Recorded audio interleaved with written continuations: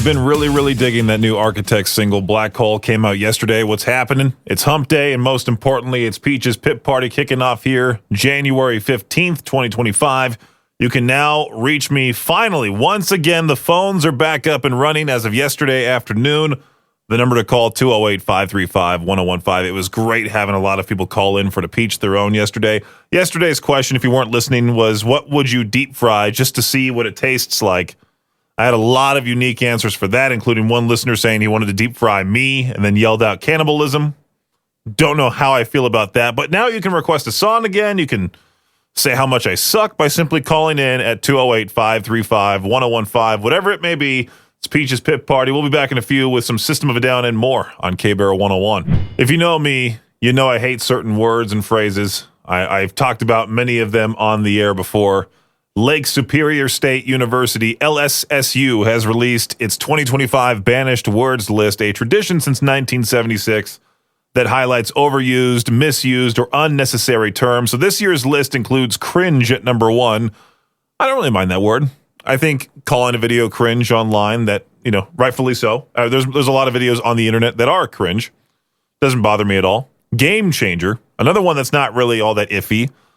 Taylor Swift solely ruined this one. Era. There's a lot of people saying, it's my new era, new chapter.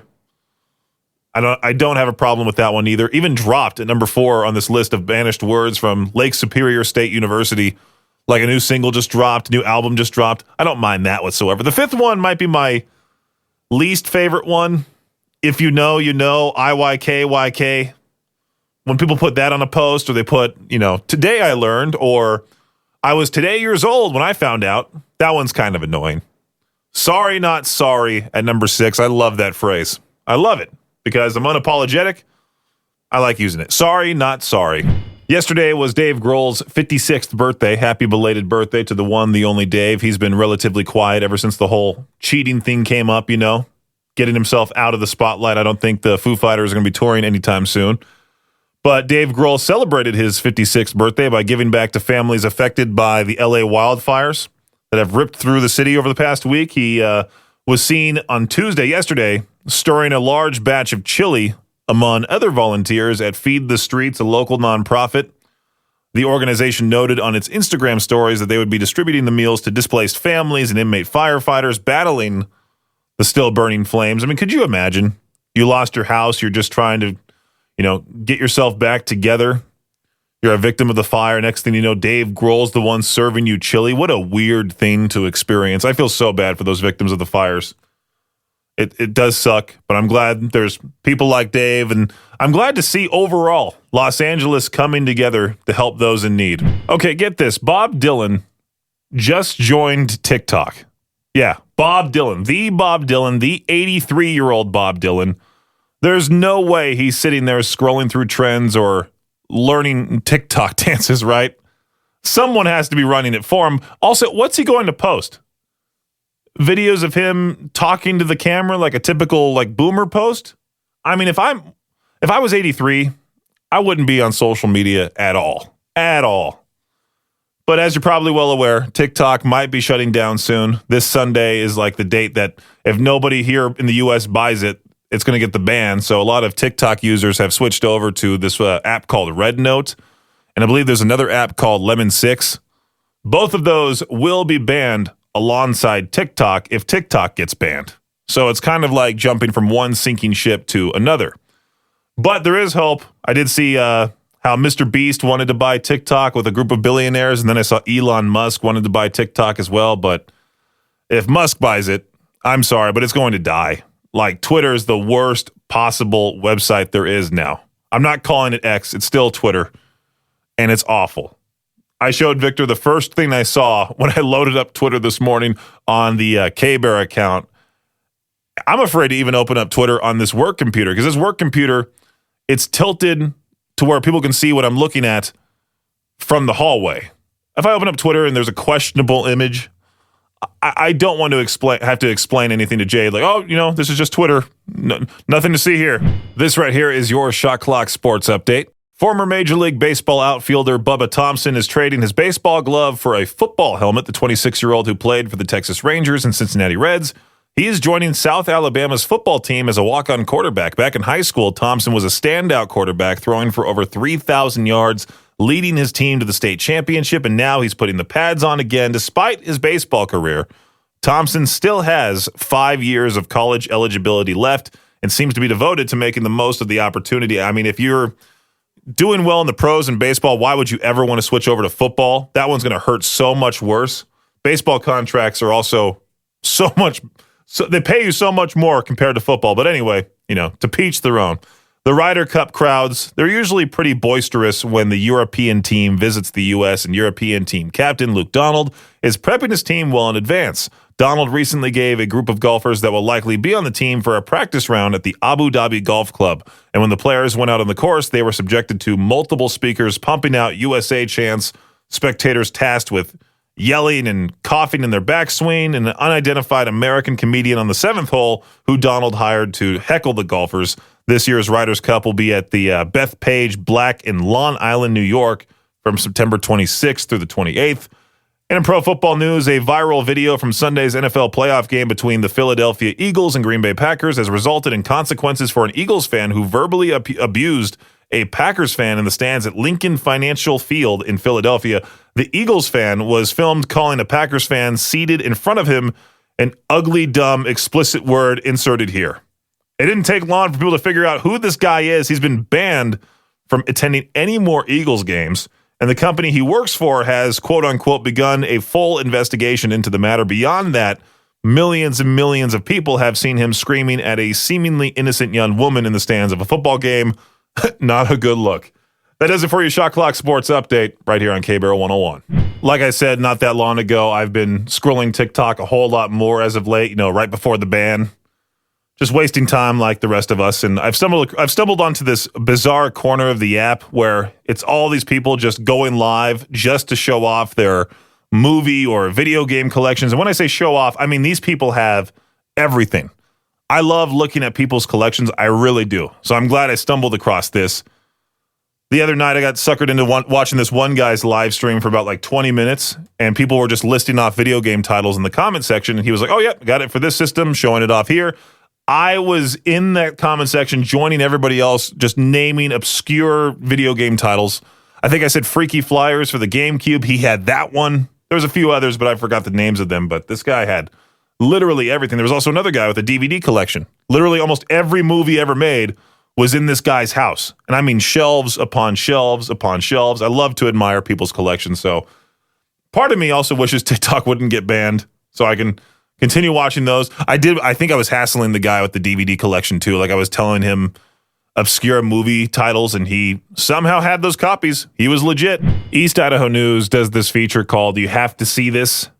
I see they posted about this YouTube channel called Brutal Menace, and all this guy does is build epic, in all capitals, Hot Wheels tracks, collect die-cast cars, and share what they find. What's pretty unique about this channel is that they attach an Insta360 action camera onto the Hot Wheel car itself, so it looks like you're the one riding the track. The video featured from that channel at eastidahonews.com shows the longest track I have ever seen for a Hot Wheel. I think it said it takes more than 5 minutes, maybe around 8, for the car to go through the whole track. I mean, it takes up this guy's entire kitchen, all that stuff.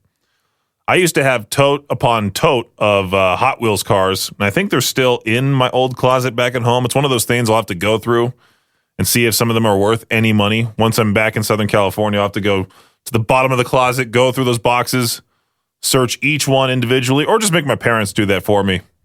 You can find this article at eastidahonews.com if you're interested on checking this whole story out. There's this picture making its way around the social media platforms.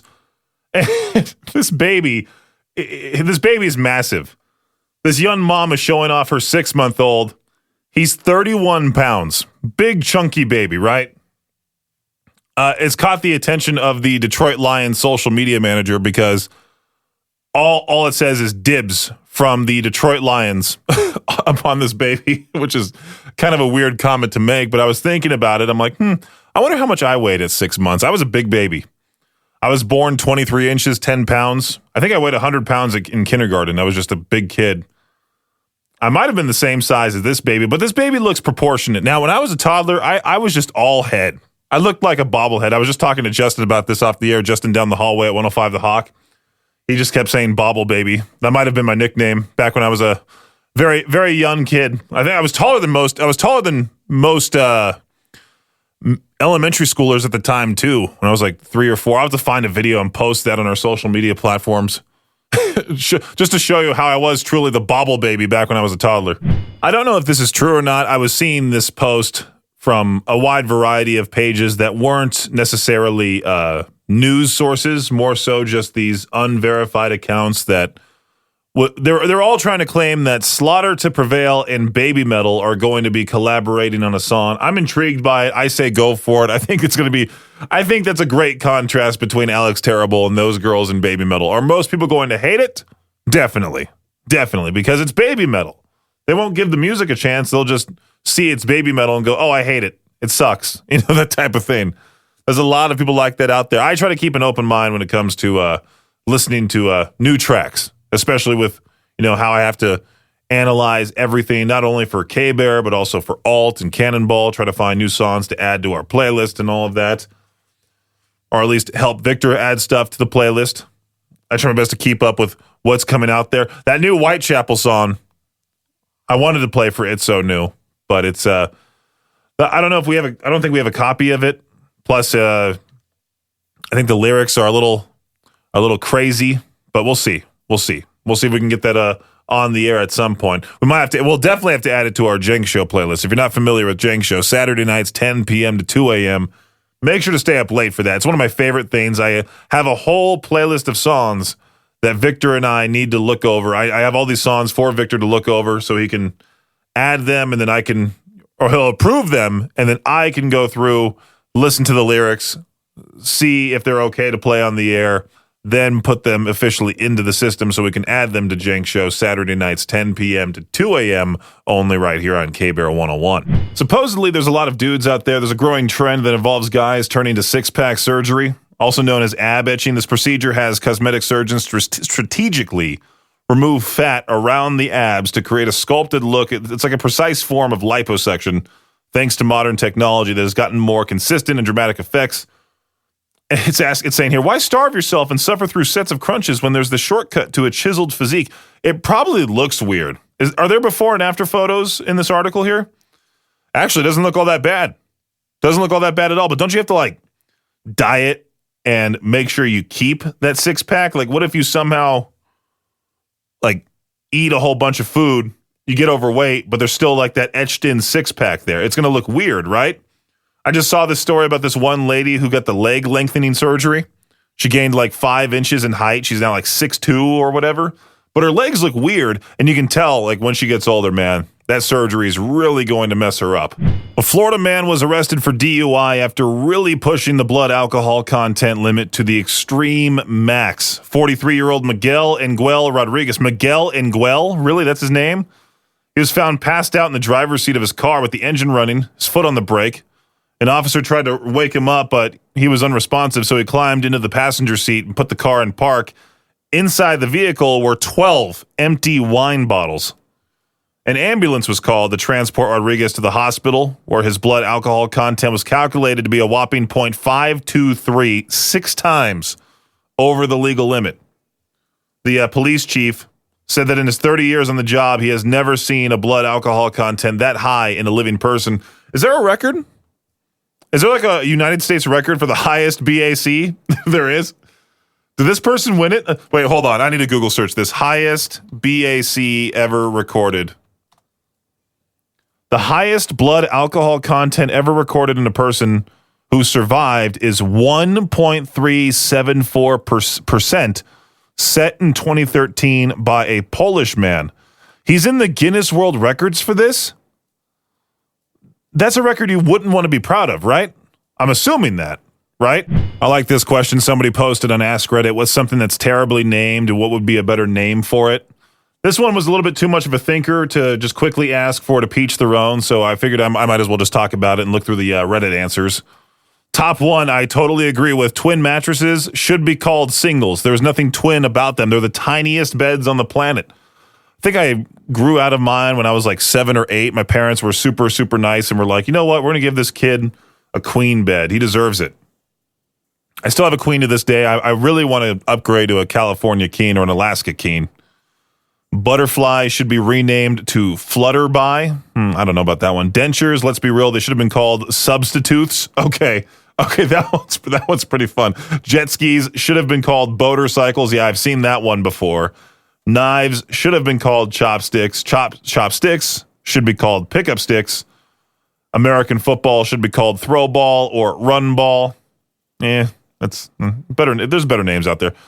Anyway, that was a fun little question that I saw on Ask Reddit. I'm like, you know what? I'll just talk about that. Sure, why not? It's a slow content day. A lot of people out there looking for work, and what's making the job hunt even more frightening and frustrating at the same time. A new report from hiring platform Greenhouse found that companies are increasingly posting these ghost jobs, which is dumb, right? These job postings that are entirely fake. So you waste your time, submitting your resume, your cover letter. Can we please get rid of the whole cover letter thing too? That part of the job application process is so stupid. I think someone said it's like writing fan fiction about yourself. Like everything should just be in the resume, one document only. If you have references, cool. If you have a letter of recommendation from somebody else, cool. But the cover letter is one of the dumbest parts. And then what's even worse is that if you're applying for a job and you submit the resume and cover letter, you still have to there's still some jobs out there where you manually have to enter in your employment history like it's not already in the resume. And now people are using AI as well on top of this whole fake job thing too, is that they're using AI to scan resumes. So you can spend all this time on your resume applying for a job, and then the AI quickly just gets rid of your whole application altogether. It's now that time for To Peach Their Own. That's right, the phones are back online as of yesterday afternoon. I saw this question on Ask Reddit, and Victor talked about it early this morning. It was, what's the scariest city you've been to? And I'm like, you know what? I kind of want to do something positive with this one today. What's the best city you've ever traveled to? So far, I'm looking at a few answers. One from Brian, either Savannah, Georgia, or Idaho City, Idaho. Mikey, Bangor, Maine. Kevin, Phoenix, Arizona. I've been to Phoenix before. It's been a long time since I've been to Phoenix, but Phoenix does seem like a nice place. I've been to maybe the very bottom part of Maine back when I was vacationing in New Hampshire with my family. We drove to the Maine border, then turned back around. Savannah, Georgia, I've heard is like one of the most haunted places in America, so that'd be pretty neat to see, right? Well, if you know, what's the best city you've ever traveled to? What's your answer for that? Let me know. 208-535-1015. That is today's To Peach Their Own question. Hey, K-Bear, what's going on? What's up, Peaches? Oh, nothing. I did something incredibly silly. After that whole To Peach Their Own break, I decided I found this website where you can edit photos, or you can use AI to make photos into like these short little clips. And I have the picture of me and Victor in Christmas sweaters, and we're getting beat up by Mike Tyson. I'll have to post it on our Instagram. Dude, you gotta share that on your guys' Instagram or something. I just for some reason I grew a pair of boxing gloves in my hands, and I'm fighting them back. Look, you ever seen the videos where they commentate the glitchy MMA game? No, I haven't. I need to watch that. Oh my god, it's so funny because like when that one game came out, it was like really buggy, and so like the people would be like flying through the air. It just made no sense. And so these guys commentated it, like Joe Rogan, and he's like, he's defying the laws of gravity right now. Look how flexible his bones are. Is it like AI Joe Rogan? No, it's a guy who does a pretty good Joe Rogan impersonation. Oh, nice. But are you here to answer today's To Peach Their Own question as well? Sorry, I got distracted there with the whole AI thing. No, you're good. Yeah, I was going to say Venice, Italy. Ooh, I've always wanted to go there before. Supposedly it's going to like sink under all the water. It's been doing it for 500 years. Yeah, and I've always wanted to go to. I've only been to Venice Beach, and let me tell you, that's one of the most overrated cities. Same. Yeah, It's so not the same. If you ever want to see some weird people, just walk across the boardwalk there. Yeah, if you want to feel better about yourself and worse about yourself at the same time, you go to Venice Beach. There we go. That's the perfect slogan for the city. K-Bear, what's up? Yeah, I am calling to answer your question. Absolutely, man. What's the best city you've ever traveled to? Well, I'm going to have to say Idaho Falls because, that is my home city. That's also where we got the best radio station in the entire world, K-Bear 101. Oh, my soundboard's not pulled up. I was going to hit the air horn for this one. I don't think. Where'd my soundboard go? Okay, there it is. There it is. Okay, hold on. You gotta get to there, There we go. That's right. That's right. Thanks for listening to Peach's Pit Party, the podcast. If you enjoyed the show, please share, subscribe, and rate the podcast. Peach's Pit Party is hosted by me, Peaches, a.k.a. Brendan Peach, and is a production of Riverbend Media Group. For more information or to contact the show, visit riverbendmediagroup.com. Until next time, Peach out.